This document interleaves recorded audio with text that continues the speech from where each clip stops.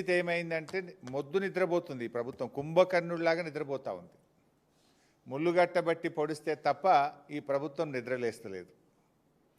అది గోదావరి బనకచెర్ల ప్రాజెక్ట్ అయినా, గోదావరి నల్లమల్ల సాగర్ ప్రాజెక్ట్ అయినా జరిగేది మాత్రం గోదావరి జలాల దోపిడీ, జరిగేది మాత్రం తెలంగాణకు నష్టం.